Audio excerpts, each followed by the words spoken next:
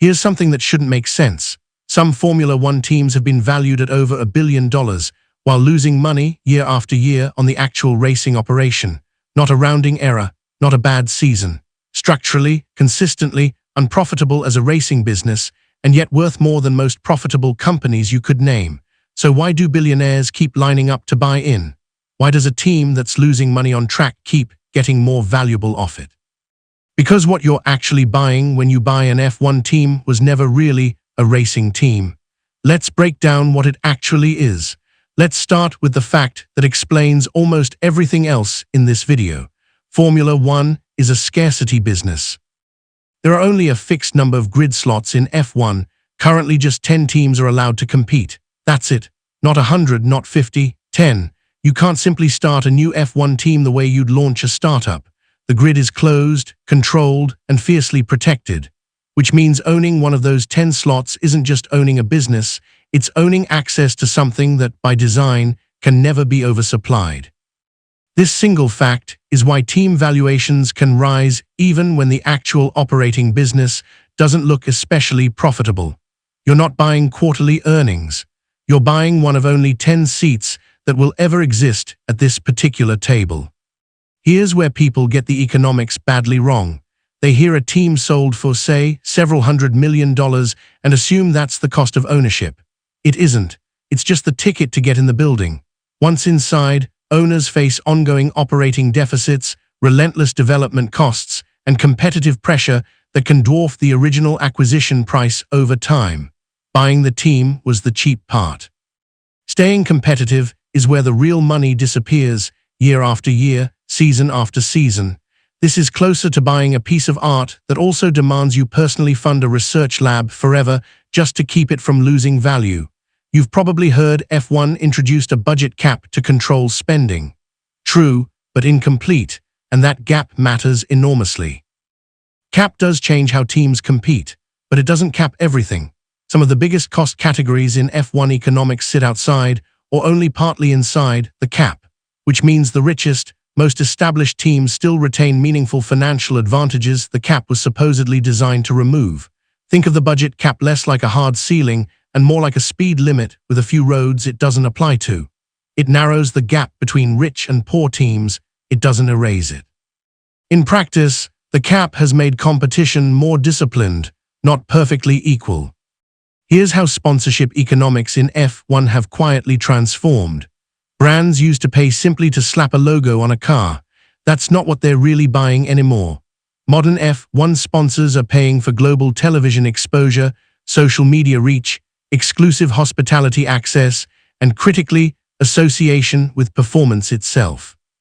As F1 has become dramatically more global and more content-driven, thanks in huge part to behind-the-scenes documentary coverage pulling in entirely new audiences, sponsorship packages now command genuinely premium pricing. You're no longer buying a sticker on a car. You're buying a slice of one of the most watched, fastest-growing sports media properties on the planet. Here's a mechanic most people don't realize compounds in F1 more than almost any other sport.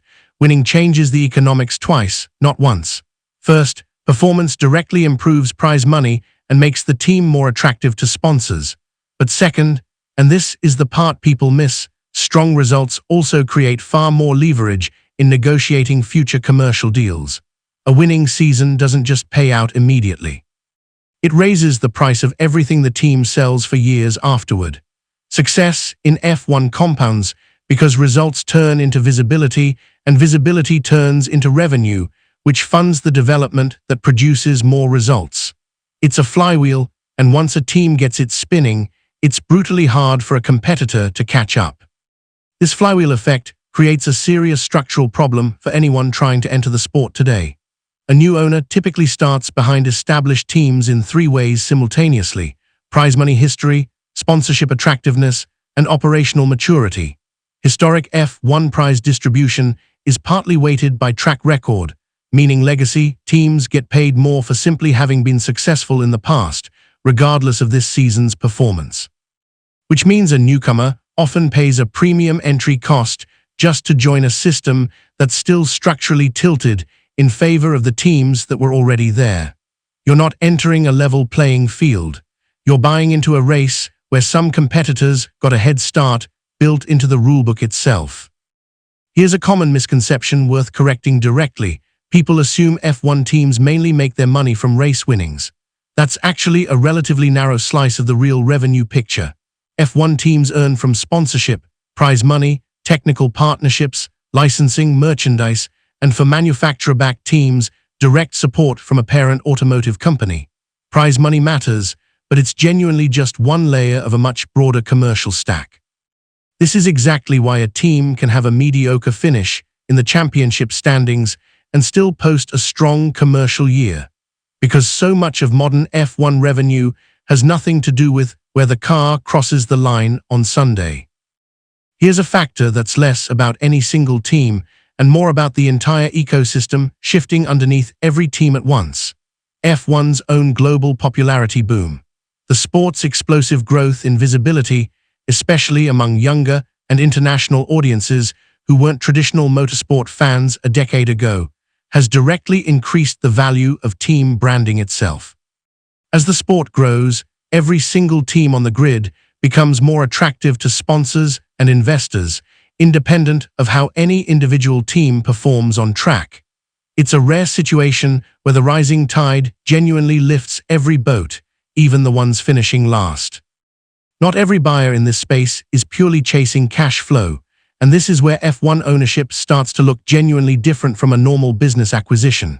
For some owners, a team serves strategic goals well beyond racing, brand positioning, technology transfer into other business lines, customer acquisition, or straightforward prestige and access.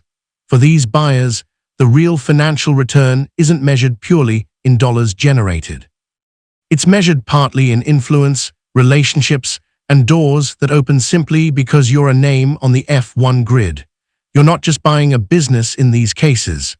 You're buying a seat at a table that very few people on Earth are ever invited to sit at. By now the pattern should feel familiar if you watched our airline or casino breakdowns. The flashiest part of the industry is often not where the real money lives. A modern F1 team's commercial upside increasingly comes from hospitality, brand partnerships, content, and long-term equity value, arguably as much as it comes from lap times. The race weekend has become almost a marketing event around a much larger, less visible commercial machine.